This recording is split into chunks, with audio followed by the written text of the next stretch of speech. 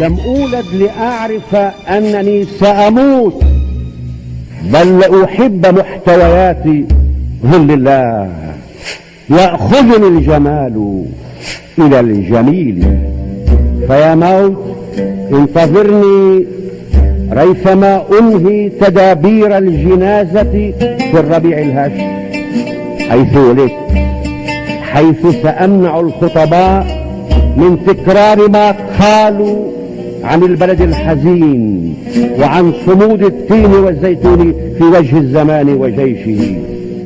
سأقول: صبوني بحرف النون، حيث تعب روحي سورة الرحمن في القرآن، وامشوا صامتين معي على خطوات أجدادي ووقع الناي في أزلي. ولا تضعوا على قبر البنفسج، فهو زهر المختطين يذكر الموتى بموت الحب قبل أوانه. وضعوا على التابوت 7 سنابل خضراء إن وجدت، وبعض شقائق النعمان إن وجدت، وإلا فاتركوا ورد الكنائس للكنائس. أيها الموت انتظر حتى أعد حقيبة فرشاة أسناني وصابوني وماكنة الحلاقة والكولونيا والثياب.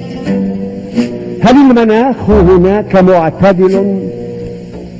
وهل تتبدل الأحوال في الأبدية البيضاء أم تبقى كما هي في الخريف وفي الشتاء؟ وهل كتاب واحد يكفي لتسليتي مع اللاوقت أم أحتاج مكتبة؟ وما لغة الحديث هناك؟ دارجة بكل الناس أم عربية فصحى؟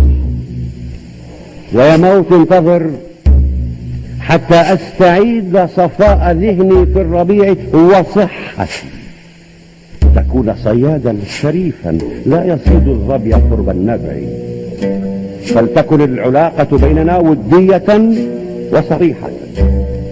لك أنت ما لك من حياتي حين أملأها، ولي منك التأمل في الكواكب. لم يمت أحد تماما، تلك أرواح تغير شكلها ومقامها.